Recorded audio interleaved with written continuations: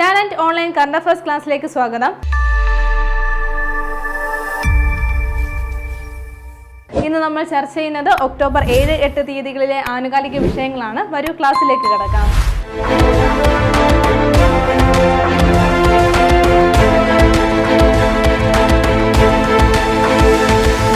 Kerala PSC CPO എക്സാമിന് വേണ്ടി prepare ചെയ്യുന്നവർക്കായി ടാലന്റ് അക്കാഡമിയുടെ CPO റാങ്ക് ഫയൽ പുറത്തിറക്കിയിട്ടുണ്ട്. അപ്പോൾ ഈ ഒരു CPO എക്സാമിലെ 20 മാർക്കിന്റെ സ്പെഷ്യൽ ടോപ്പിക് ഉണ്ട്. ഈ ഒരു 20 മാർക്കിന്റെ സ്പെഷ്യൽ ടോപ്പിക്കും കൂടി ഉൾപ്പെടുത്തിയിട്ടാണ് ടാലന്റ് ഈ ഒരു റാങ്ക് ഫയൽ തയ്യാറാക്കിയിട്ടുള്ളത്. എക്സാമിന് വേണ്ടി പ്രിപ്പയർ ചെയ്യുന്നവർ ഉടൻ തന്നെ ടാലന്റിന്റെ CPO റാങ്ക് ഫയൽ പർച്ചേസ് ചെയ്യുക. അതുപോലെ തന്നെ അസിസ്റ്റന്റ് പ്രസിഡന്റ് ഓഫീസർ എക്സാമിന് വേണ്ടിയിട്ടുള്ള സ്പെഷ്യൽ ടോപ്പിക്കിന്റെ ബുക്കും ടാലന്റ് അക്കാഡമി പുറത്തിറക്കിയിട്ടുണ്ട്. ബുക്കിന്റെ ഒറിജിനൽ പ്രൈസ് വരുന്നത് 250 രൂപയാണ്. നിങ്ങൾക്ക് 230 രൂപയ്ക്ക് ഈ ഒരു ബുക്ക് ഇപ്പോൾ സ്വന്തമാക്കാൻ സാധിക്കുന്നതാണ്. ടാലന്റിന്റെ ബുക്കുകൾ സ്വന്തമാക്കാൻ നിങ്ങളുടെ അടുത്തുള്ള ബുക്ക് സ്റ്റോറുകളിലോ അല്ലെങ്കിൽ ടാലന്റിന്റെ ഒഫീഷ്യൽ വെബ്സൈറ്റ് വഴിയോ അല്ലെങ്കിൽ ആമസോൺ ഫ്ലിപ്കാർട്ട് വഴിയിട്ടോ നിങ്ങൾക്ക് ഓർഡർ ചെയ്യാവുന്നതാണ്. എക്സാമിന് വേണ്ടി പ്രിപ്പയർ ചെയ്യുന്നവർ ഉടൻ തന്നെ ടാലന്റിന്റെ സ്പെഷ്യൽ ടോപ്പിക് ബുക്ക് സ്വന്തമാക്കൂ. നമുക്കറിയാം ഉടൻ തന്നെ കേരള PSCയുടെ കമ്പനി ബോർഡ് LGS എക്സാം വരുന്നതാണ്. അപ്പോൾ ഈ ഒരു എക്സാമിന് വേണ്ടി പ്രിപ്പയർ ചെയ്യുന്നവർക്കായി ടാലന്റ് അക്കാഡമിയുടെ ഒരു സ്പെഷ്യൽ ബാച്ച് ആരംഭിക്കുകയാണ്. അപ്പോൾ ഈ ടാലന്റ് അക്കാഡമി ഒരുക്കുന്ന ഓഫ്ലൈൻ സ്പെഷ്യൽ ബാച്ച് സ്റ്റാർട്ട് ചെയ്യുന്നത് ഒക്ടോബർ 15 മുതലാണ്. 2025 ഒക്ടോബർ 15 മുതലാണ് ഈ ഒരു ബാച്ച് സ്റ്റാർട്ട് ചെയ്യുന്നത്. അപ്പോൾ എക്സാമിന് വേണ്ടി പ്രിപ്പയർ ചെയ്യുന്നവർ ഉടൻ തന്നെ ഈ ഒരു ബാച്ചിൽ ജോയിൻ ചെയ്യുക. ബാച്ചുമായി ബന്ധപ്പെട്ട കൂടുതൽ വിവരങ്ങൾക്ക് സ്ക്രീനിൽ കാണുന്ന നമ്പറുമായി ബന്ധപ്പെടുക. ഇന്ന് ആദ്യം കുറച്ച് അപ്പോയിന്റ്മെന്റ് ആണ് നമ്മൾ നോക്കുന്നത്. ആദ്യത്തെ അപ്പോയിന്റ്മെന്റ് ഇതാണ്. 2025 ഒക്ടോബറിൽ ഇംഗ്ലീഷ് പ്രീമിയർ ലീഗിന്റെ ഇന്ത്യയിലെ ബ്രാൻഡ് അംബാസഡർ ആയിട്ട് നിയമിതനായത് ആരെന്നാണ്? സഞ്ജു സാംസൺ ആണ്. ആരാണ്? സഞ്ജു സാംസൺ ആണ്. അപ്പോൾ അദ്ദേഹത്തെ നമുക്കറിയാം. അദ്ദേഹവുമായി റിലേറ്റഡ് ആയിട്ടുള്ള നിരവധി കറണ്ട് അഫയറുകൾ നമ്മൾ ചർച്ച ചെയ്തിട്ടുള്ളതാണ്. ഇന്ത്യൻ ക്രിക്കറ്റ് താരമായിട്ടുള്ള സഞ്ജു സാംസൺ ആണ് ഈ ഒരു പോസ്റ്റിലേക്ക് വന്നിട്ടുള്ളത്. എന്തിന്റെ ബ്രാൻഡ് അംബാസഡർ ആയിട്ടാണെന്നുള്ളത് ഓർത്തു വെക്കുക. ഇംഗ്ലീഷ് പ്രീമിയർ ലീഗിന്റെ ആണ്. ഇംഗ്ലീഷ് പ്രീമിയർ ലീഗിന്റെ ഇന്ത്യയിലെ ബ്രാൻഡ് അംബാസഡർ ആയിട്ടാണ് അദ്ദേഹം നിയമിതനായിട്ടുള്ളത്. വീണ്ടും ഒരു ബ്രാൻഡ് അംബാസഡറിന്റെ അപ്പോയിന്റ്മെന്റ് ആണ് നമ്മൾ നോക്കുന്നത്. 2025 വികസിത് ഭാരത് ബിൽഡത്തോണിന്റെ ബ്രാൻഡ് അംബാസഡർ ആയിട്ട് തിരഞ്ഞെടുക്കപ്പെട്ടത് ആരെന്നാണ്? ഓർത്തു വെക്കാം. ശുഭാൻഷു ശുക്ലയാണ്. ആരാണ്? ശുഭാൻഷു ശുക്ലയാണ് ഈ ഒരു പോസ്റ്റിലേക്ക് വന്നിട്ടുള്ളത്. എന്തിന്റെ ബ്രാൻഡ് അംബാസഡർ ആണെന്ന് ഓർത്തു വെക്കുക. വികസിത് ഭാരത് 2025 വികസിത് ഭാരത് ബിൽഡത്തോൺ ആണ്. അപ്പോൾ ഇങ്ങനെ ഒരു ബിൽഡത്തോൺ ഇത് നടത്തുന്നത് എന്തിനു വേണ്ടിയിട്ടാണെന്ന് വെച്ചാൽ നമ്മുടെ കുട്ടികൾക്ക് വേണ്ടിയിട്ടാണ്, വിദ്യാർത്ഥികൾക്ക് വേണ്ടിയിട്ടാണ്. അവരുടെ പുരോഗതിക്ക് വേണ്ടിയിട്ടും അതേപോലെ ശാസ്ത്രത്തിനും അതേപോലെ മറ്റുള്ള വിവരങ്ങൾ അവർക്ക് നൽകുന്നതിന് വേണ്ടിയിട്ടുമൊക്കെയാണ് ഈ ഒരു ബിൽഡത്തോൺ നടക്കുന്നത്. അപ്പോൾ Viksit Bharat buildathon 2025 brand ambassador ആയിട്ട് നിയമിതനായിട്ടുള്ളത് ശുഭാൻഷു ശുക്ലയാണ്. ഇനി അദ്ദേഹത്തിന്റെ പ്രത്യേകത, ഏറ്റവും വലിയ പ്രത്യേകത നമ്മൾ പഠിച്ചതാണ്. ആക്സിയം 4ന്റെ ആ ഒരു ദൗത്യത്തിന്റെ ഭാഗമായിട്ട് അദ്ദേഹം അന്താരാഷ്ട്ര ബഹിരാകാശ നിലയത്തിൽ എത്തുകയുണ്ടായി. അപ്പോൾ ഇന്റർനാഷണൽ സ്പേസ് സെന്ററിലേക്ക് എത്തിയ ആദ്യ ഇന്ത്യക്കാരൻ ആരാണ്? അത് ശുഭാൻഷു ശുക്ലയാണ്. നമ്മൾ ഡിസ്കസ് ചെയ്തതാണ്. അപ്പോൾ ഈ ഒരു പോയിന്റ് കൂടി ശുഭാൻഷു ശുക്ലയുമായി ബന്ധപ്പെട്ട് ഓർത്തു വെക്കുക. Viksit Bharat buildathon 2025 brand ambassador ആയിട്ട് അദ്ദേഹം തിരഞ്ഞെടുക്കപ്പെട്ടിരിക്കുകയാണ്. അടുത്ത നമ്മൾ നോക്കുന്ന പോയിന്റ് ഇതാണ്. സംസ്ഥാനത്തെ ആദ്യ ജലഭണ്ഡാര തടയണ പദ്ധതി നിലവിൽ വരുന്നത് എവിടെയെന്നാണ്? ഓർത്തു വെക്കുക. ഭാരതപ്പുഴയിലാണ്. എവിടെയാണ്? ഭാരതപ്പുഴയിലാണ് ഈ ഒരു ജലഭണ്ഡാര തടയണ പദ്ധതി നിലവിൽ വരുന്നത്. എന്താണ് പ്രത്യേകത? നമ്മുടെ സംസ്ഥാനത്ത് കേരളത്തിൽ ആദ്യമായിട്ടാണ് ഇങ്ങനെ ഒരു പദ്ധതി വരുന്നത്. ഒരു ജലബന്ധാര തടയണ പദ്ധതിയാണ് നിലവിൽ വരുന്നത്. ഭാരതപ്പുഴയിലാണ് എന്നുള്ള കാര്യം നോട്ട് ചെയ്യുക. എവിടെയാണ്? ഭാരതപ്പുഴയിലാണ്. ഇനി ഏത് ഗ്രാമപഞ്ചായത്താണെന്ന് കൂടി ഓർത്തു വെക്കുക. കരിമ്പുഴ ഗ്രാമപഞ്ചായത്താണ്. എവിടെയാണ്? കരിമ്പുഴ ഗ്രാമപഞ്ചായത്തിൽ ഭാരതപ്പുഴയിലാണ് ഈ ഒരു പദ്ധതി നിലവിൽ വരുന്നത്.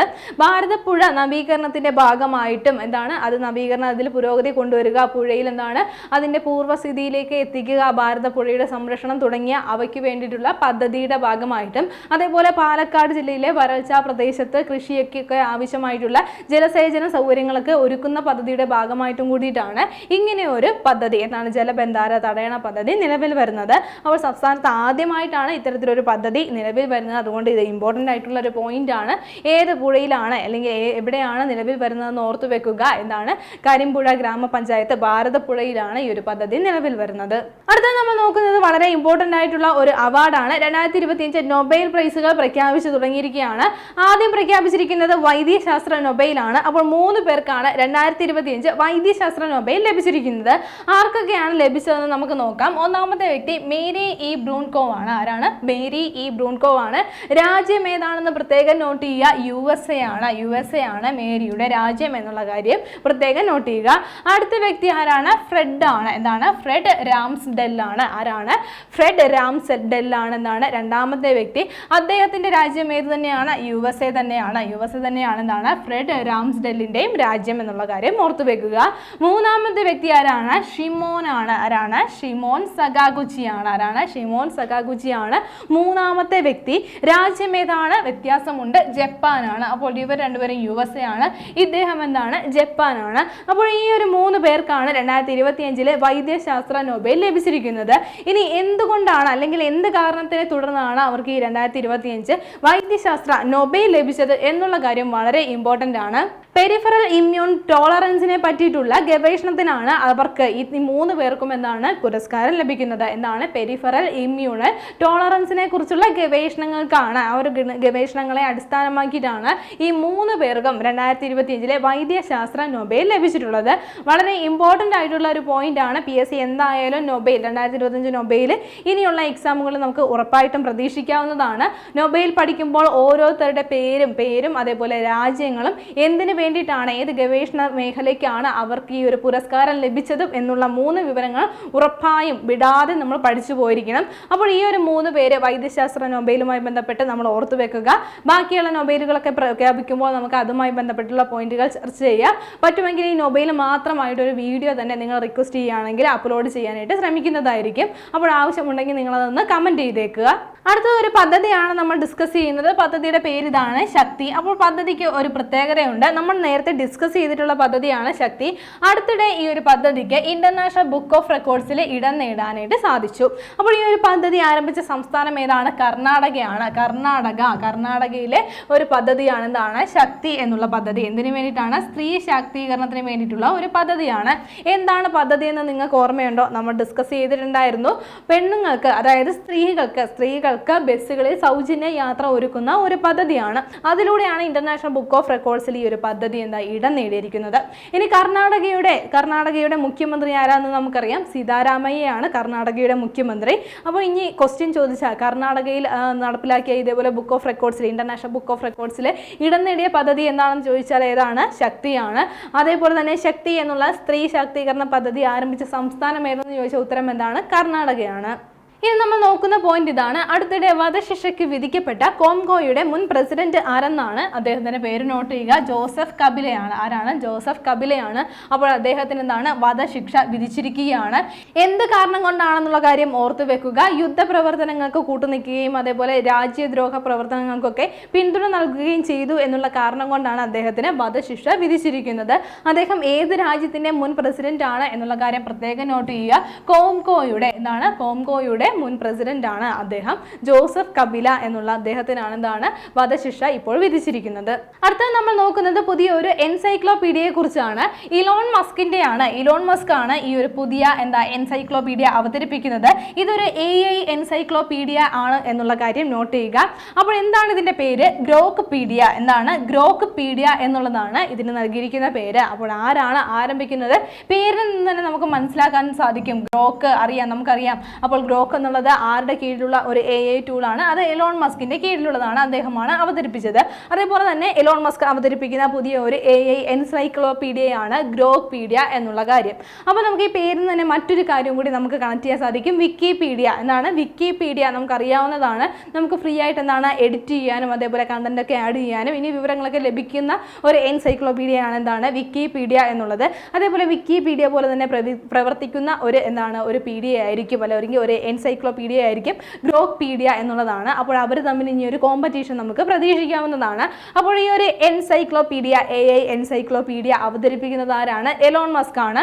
ഇനി എലോൺ മസ്കിന്റെ AI സ്ഥാപനം പറഞ്ഞുകൊണ്ട് നമുക്കറിയാവുന്നതാണ് എന്താണ്? XAI എന്നുള്ളത്. അപ്പോൾ ഈ ഒരു XAIയുമായി ചേർന്നിട്ടാണ് ഈ ഒരു പുതിയ ഗ്രോക്ക് പീഡിയ എന്നുള്ളത് പ്രവർത്തിക്കാനായിട്ട് പോകുന്നത്. ഓർത്തു വെക്കുക. അപ്പോൾ ഗ്രോക്ക് പീഡിയ അവതരിപ്പിക്കുന്നത് ആരാണ്? എലോൺ മസ്ക് ആണ്. അടുത്ത നമ്മൾ നോക്കുന്ന പോയിന്റ് പോയിന്റ് ഇതാണ്. 2025 ഒക്ടോബറിൽ രാജിവെച്ച ഫ്രാൻസ് പ്രധാനമന്ത്രി ആരെന്നാണ്. ഓർത്ത് വെക്കാം, സെബാസ്റ്റ്യൻ ലെക്കോർണു ആണ്. ആരാണ്? സെബാസ്റ്റ്യൻ ലെക്കോർണു ആണ്. നമ്മൾ കഴിഞ്ഞ ദിവസമാണ് ഇദ്ദേഹം തിരഞ്ഞെടുക്കപ്പെട്ട കാര്യം ചർച്ച ചെയ്തത്. 2025 സെപ്റ്റംബറിലായിരുന്നു. 2025 സെപ്റ്റംബറിലാണ് ഫ്രാൻസിന്റെ പ്രധാനമന്ത്രിയായിട്ട് സെബാസ്റ്റ്യൻ ലെക്കോർണു തിരഞ്ഞെടുക്കപ്പെട്ടത്. അപ്പോൾ ഒരു മാസത്തിന് ശേഷം, കറക്റ്റ് ഒരു മാസം പോലും അദ്ദേഹം ഈ ഒരു പ്രധാനമന്ത്രി സ്ഥാനത്തുണ്ടായിരുന്നില്ല. അതിനു മുമ്പ് തന്നെ ചില പ്രശ്നങ്ങൾ കൊണ്ട്, രാജ്യത്തിനകത്തുണ്ടായ ചില തിരഞ്ഞെടുപ്പുമായി ബന്ധപ്പെട്ടിട്ടുള്ള പ്രശ്നങ്ങൾ കൊണ്ട് അദ്ദേഹം രാജിവെച്ചിരിക്കുകയാണ്. ഇനി ഫ്രാൻസിന്റെ പ്രസിഡന്റ് ആരാണ് നമുക്കറിയാം, ഇമ്മാനുവൽ മാക്രോൺ ആണ്. ഇനി ഫ്രാൻസിന്റെ പ്രധാനമന്ത്രി സ്ഥാനത്ത് നിന്നും 2025 ഒക്ടോബറിൽ രാജിവെച്ചത് ആരാണ്? അത് സെബാസ്റ്റ്യൻ ലെക്കോർണു ആണ്. ഇനി നമ്മൾ നോക്കുന്നത് ഇന്ത്യൻ നാവികസേന ഷിപ്പിനെ കുറിച്ചുള്ള ഒരു പോയിന്റ് ആണ്. അടുത്തിടെ കമ്മീഷൻ ചെയ്യപ്പെട്ട രണ്ടാമത്തെ anti submarine warfare shallow water craft ഏതെന്നാണ്. ഓർത്തു വെക്കുക, INS ആന്ത്രോത്ത് ആണ്. എന്താണ്? INS ആന്ത്രോത്ത് ആണ്. എന്താണ് പ്രത്യേകത എന്ന് ഓർത്തു വെക്കുക, ഇത് രണ്ടാമത്തെ ആന്റി സബ്മറൈൻ, ഇന്ത്യയുടെ രണ്ടാമത്തെ anti submarine warfare shallow water craft ആണെന്നുള്ള കാര്യം നോട്ട് ചെയ്യുക. നമ്മൾ നേരത്തെ ചർച്ച ചെയ്തിരുന്നു ഇങ്ങനെ ഒരു ക്രാഫ്റ്റ് ഉടനെ തന്നെ വരും എന്നുള്ള കാര്യം ഓർത്തു വെക്കുക. അപ്പോൾ 2025 ഒക്ടോബറിലാണ് ഇത് കമ്മീഷൻ ചെയ്തത് എന്നുള്ള കാര്യം കൂടി നോട്ട് ചെയ്യുക. ഇനി ഈ ഷിപ്പ് ആരാണ് നിർമ്മിച്ചത് എന്നുള്ള കാര്യം കൂടി ഓർത്തു വെക്കുക. കൊൽക്കത്തയിലെ garden reach ship builders and engineers ആണ് ഈ ഒരു ഷിപ്പ് വികസിപ്പിച്ചത്. ഓർത്തു വെക്കുക, രണ്ടാമത്തെ anti submarine warfare shallow water craft ആണ് INS ആന്ത്രോത്ത്. ഇനി സ്പോർട്സുമായി ബന്ധപ്പെട്ട ഒരു പോയിന്റ് ആണ് നോക്കുന്നത്. 2025 ലോക പാരാ അത്ലറ്റിക് ചാമ്പ്യൻഷിപ്പ് മെഡൽ ടേബിളിൽ 1ാം സ്ഥാനത്തുള്ള രാജ്യം ഏതെന്നാണ്. അപ്പോൾ ഈ ഒരു മെഡൽ ടേബിളിൽ 1ാം സ്ഥാനത്തുള്ളത് ബ്രസീലാണ്. ഏത് രാജ്യമാണ്? ബ്രസീലാണ്. 2025 ലോക പാരാ അത്ലറ്റിക് ചാമ്പ്യൻഷിപ്പ് മെഡൽ ടേബിളിൽ 1ാം സ്ഥാനത്തുള്ളത്. ഇനി രണ്ടാം സ്ഥാനത്തുള്ള രാജ്യം ഏതാണെന്ന് ഓർത്തു വെക്കുക, ചൈനയാണ്. 2ാം സ്ഥാനത്തുള്ളത്. 3ാം സ്ഥാനത്ത് വന്നിരിക്കുന്നത് ഇറാനാണ്. ഏത് രാജ്യമാണ്? ഇറാനാണ് 3ാം സ്ഥാനത്തേക്ക് വന്നിരിക്കുന്നത്. അങ്ങനെയാണെങ്കിൽ ഇന്ത്യയുടെ സ്ഥാനം എത്രാമതാണെന്ന് ഓർത്തു വെക്കുക, ഇന്ത്യ 10ാം സ്ഥാനത്താണ് മെഡൽ ടേബിളിലുള്ളത്. ഇന്ത്യ 10ാം സ്ഥാനത്താണുള്ളത്. ഇന്ത്യക്ക് 6 ഗോൾഡും അതേപോലെ 9 സിൽവറും 7 ബ്രോൺസുമാണ് ഉള്ളത്. അങ്ങനെ ആകെ 22 മെഡലുകളാണ് ഇന്ത്യക്ക് ലഭിച്ചിരിക്കുന്നത്. ഇന്ത്യയുടെ സ്ഥാനം എത്രയാണ്? ഇന്ത്യ 10ാം സ്ഥാനത്താണെന്ന് ഓർത്തു വെക്കുക. 6 സ്വർണ്ണ മെഡലും 9 വെള്ളി മെഡലും 7 വെങ്കല മെഡലും ഉൾപ്പെടെ ആകെ 22 മെഡലുകളാണ് ഇന്ത്യക്ക് ലഭിച്ചിരിക്കുന്നത്. ഈ ഒരു മെഡൽ ടാലിയിൽ, ഈ ഒരു മെഡൽ ടേബിളിൽ 1ാം സ്ഥാനത്തുള്ളത് ബ്രസീലാണ്, 2ാം സ്ഥാനത്ത് ചൈനയാണ്, 3ാം സ്ഥാനത്ത് ഇറാനാണ്. ഇനി ഒരു വിയോഗമാണ് നമ്മൾ നോക്കുന്നത്. 2025 ഒക്ടോബറിൽ അന്തരിച്ച മുൻ വെസ്റ്റ് ഇൻഡീസ് ക്രിക്കറ്റ് താരം ആരെന്നാണ്. ഓർത്തു വെക്കുക, ബെർണാഡ് ജൂലിയൻ ആണ്. ആരാണ്? ബെർണാഡ് ജൂലിയൻ ആണ്. അപ്പോൾ അദ്ദേഹം അന്തരിച്ചിരിക്കുകയാണ്. എന്താണ് അദ്ദേഹത്തിന്റെ പ്രത്യേകത? അദ്ദേഹം ഒരു വെസ്റ്റ് ഇൻഡീസ് ക്രിക്കറ്റ് താരമായിരുന്നു. 1975 നമുക്കറിയാം, 1975 ലോകകപ്പിൽ വിജയിച്ചത് ഏത് ടീമാണ്? വെസ്റ്റ് ഇൻഡീസ് ടീമാണ്. അപ്പോൾ ആ ഒരു ടീമിലെ അംഗമായിരുന്നു ആരാണ്? ഈ ഒരു ബെർണാഡ് ജൂലിയൻ അദ്ദേഹം എന്നുള്ള കാര്യം നോട്ട് ചെയ്യുക. അപ്പോൾ ആദ്യം ഈ ഒരു കപ്പ് നേടിയ വെസ്റ്റ് ഇൻഡീസ് ആ ഒരു ടീമിൽ 1975 ലോകകപ്പ് കപ്പ് നേടിയ ഈ ഒരു ടീമിൽ അംഗമായിരുന്നു അദ്ദേഹം. ഉടൻ തന്നെ വരാൻ പോകുന്ന 10th ലെവൽ എക്സാമുകൾക്ക് വേണ്ടി പ്രിപ്പയർ ചെയ്യുന്നവർക്കായി ടാലന്റ് അക്കാദമിയുടെ LDC റാങ്ക് ഫയൽ ഇപ്പോൾ വിപണിയിൽ ലഭ്യമാണ്. അപ്പോൾ ഈ ഒരു റാങ്ക് ഫയൽ വരുന്നത് 3 വോളിയങ്ങളായിട്ടാണ്. 1500 രൂപയ്ക്ക് ഇപ്പോൾ നിങ്ങൾക്ക് ഈ ഒരു റാങ്ക് ഫയൽ ലഭ്യമാവുന്നതായിരിക്കും. അതേപോലെ PQസും ഇനി അതേപോലെ ന്യൂ SCRT പാഠഭാഗങ്ങളും ഒക്കെ ഉൾപ്പെടുത്തി നമ്മുടെ കംപ്ലീറ്റ് PSC സിലബസ് പ്രകാരമാണ് ഈ ഒരു റാങ്ക് ഫയൽ തയ്യാറാക്കിയിട്ടുള്ളത്.